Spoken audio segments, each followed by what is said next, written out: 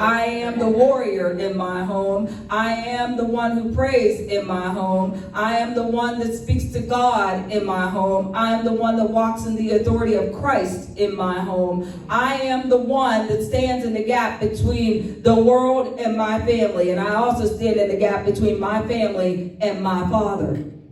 So I know who I am at home. I know who I am at work. I am the cook. I am the one that makes sure that everybody who is there, and even those who can't come in but needs to have their meal taken to them, I'm the one that makes sure that their food gets to them. I'm the one that cooks it. I'm the one that makes sure that it tastes good. I'm the one that makes sure that it's nutritious. I'm also the one that makes sure it's not burnt. Because some days that can happen. I know who I am at church. I know that I'm a leader. I know that I'm an associate pastor. I know that I am part of a threefold cord. Amen. Amen. I know that sometimes I am the one who sits in the back in the booth on rare occasions now that Stephen is here. But I know that I'm the one that often can run the equipment. I know that I'm one that can come in here and help clean. I know that I am the one at church who often gets to minister. I know who I am here, but I needed to know who I am in Christ. I needed God to tell me and to give me an inventory of what is on the inside of me. Because some days I get run down, beat up, overwhelmed, and I feel empty. And I'm like, God, I'm empty this week. I am empty. I am worn out, run down. I feel kicked. I feel worse than a dog that's been left outside in the middle of winter and has been left to freeze to death. That's how I feel this week.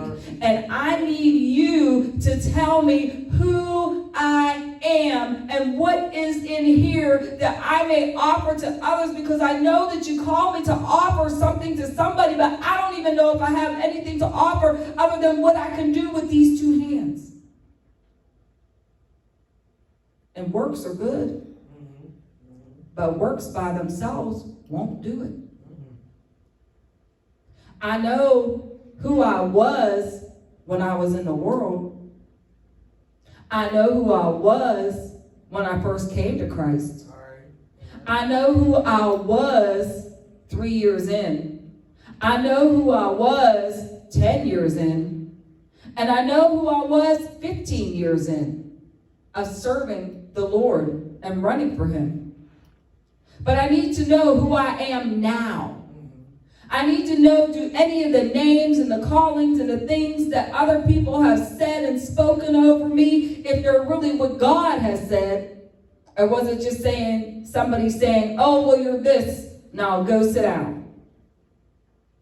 Because sometimes somebody asks you enough, you just tell them something so that they'll go on about your business. You know, like when your child says to you again and again and again, how old am I again? How old is I? How old is I? And you're like, 4! Go sit down. I just told you it was 4 seconds ago. Go sit down for the 100th time. You're 4. Not that we yell at our kids, but you know, we get exasperated.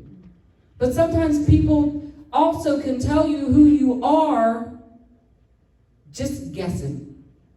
They see some qualities and some traits in you. And they're like, oh yeah, well, you know, you're an encourager. You encourage people. You're called to be an encourager. Go encourage people. And so you go off, you're running, you're trying to encourage people, and then you stop and you go, well, you know, I can encourage people, but I don't know if this is who I'm called to be. Because, yeah, I'm good at it, but there's no passion there. The passion for it, the need, the desire that this is what I have to do or else I'm going to explode is not there. So then you got to come running back to God and say, okay, God, I've been encouraging people, but I don't know that I'm an encourager. God says, I never called you an encourager. You didn't. Well, no, so-and-so said you were an encourager. You have the ability to encourage, as all my children do, but that's not what I called you to be. Really? Okay. Then, not having learned your lesson the first time, you go running back. You're in a new place, a new space, and you're like, so, Sister Susie, who's prophetic, words, everybody. Who does God say I am? Now, sidebar. You just came from the one who crafted and created you and told you that you are not what the last person just told you that you are. And instead of just asking him, what am I? No, you ran back to church or wherever, back to Sister Susie, and said, Sister Susie, oh great prophetess, who, by the way, only knows what she knows because she hears from God, if she is a true prophetess. Or if it was Brother Rob, he's a prophet, it's the same thing for male or female. They get their wisdom and their knowledge, and the prophetic word comes from God. If it is a true word, it comes from God. So, instead of cutting out the middleman, we went to the middleman instead of going to the source. So, Sister Susie, she prays and she's doing her thing. But you don't know that Sister Susie then conferred with somebody else. Not that that's a bad thing, but Sister Susie doesn't know you, but Brother Bill knows you, and her and Brother Bill done had a conversation, and he says, oh, well, that's Paula, and she likes to do blah, blah, blah, blah, and she's really good at, and so what does Sister Susie say? She mixes what she may or may not heard from God with what Brother Bill told her. It don't mean she ain't a true prophet. It just means on this one she missed it, because we know in part and we prophesy in part. That's right. That's right. But she missed it, and you go from being an encourager to an evangelist. She knows a lot of people. People are drawn to her. She must be an evangelist. You are an evangelist. I'm an evangelist. Here I was thinking I was an encourager, and I am an evangelist. Well, let me go out and evangelize. Running around, trying to tell everybody, you need Jesus, you need Jesus, you need Jesus, you need Jesus. In your Oprah voice, like you're giving everybody a car. You need Jesus. Or if you're like I used to be, with an attitude, you need Jesus. And you need Jesus. And you definitely need Jesus.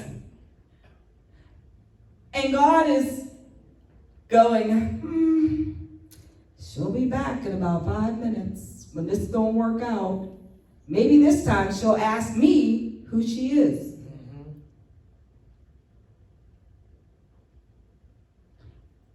And you're probably thinking, well, that's silly. Why didn't she do that in the first place? Well, sometimes we think that we've asked God who we are and what he's put in us. And we're really not asking God. We're asking him, but we're not really asking him. You know how, like, when you were a teenager and you were trying to get over on your parent or your guardian, and you would ask, but you would only half ask, already thinking that you're not going to get the answer that you want, so you're trying to figure out how to ask the question in a way so you can get what you want? Well, my friend's going to the movies, and they ask if I could go, and I really don't want to let them down, and they're going to have to go all by themselves, and they already told their parents that I would go with them, and we would be together, and then we got a ride and everything, and that's okay, right? But you never really ask, hey, can I go to the movies with my friend? Because you thought that giving all that information was going to help you get the answer that you want.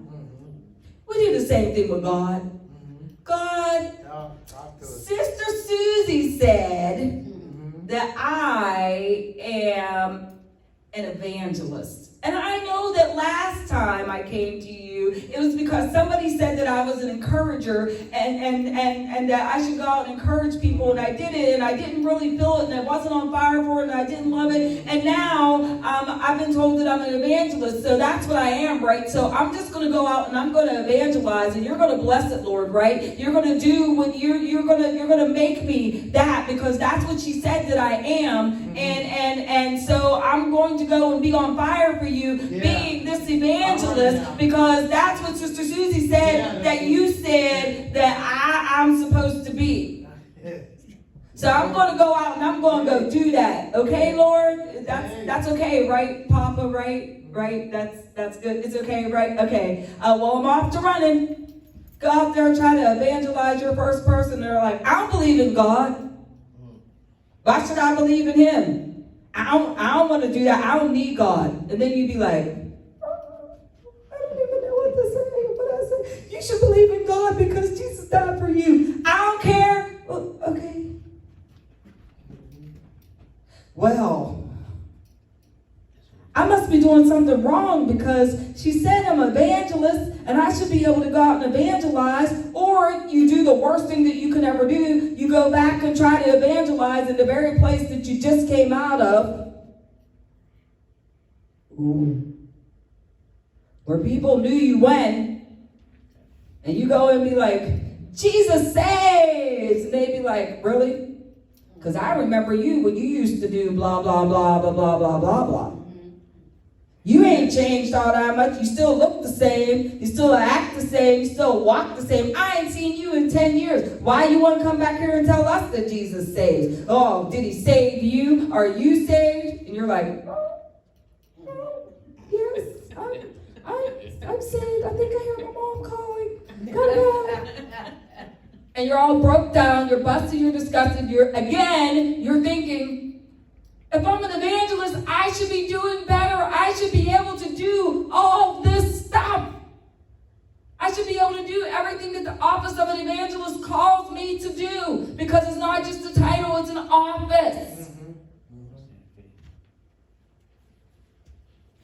Let me read you some word. Because you're probably thinking, she's been ministering for 20 minutes. At 8, gave us no word. So we're going to go to 1 Corinthians 12.